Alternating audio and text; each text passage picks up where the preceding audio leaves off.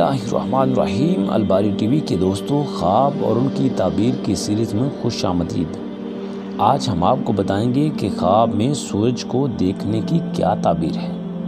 اگر کسی نے خواب میں سورج کو پکڑا ہے تو اس کا مطلب یہ ہے کہ وہ بہت بلند مقام حاصل کرے گا۔ عین ممکن ہے کہ وہ بادشاہ بن سکتا ہے یا بہت زیادہ بزرگی حاصل کر سکتا ہے۔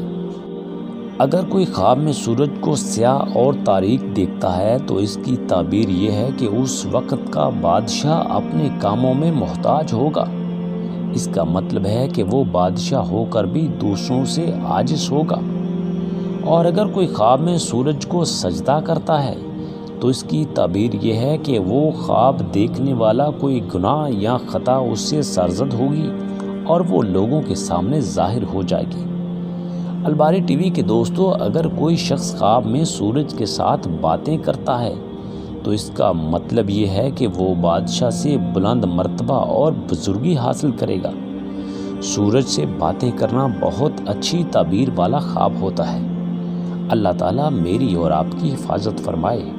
آمین ثم آمین۔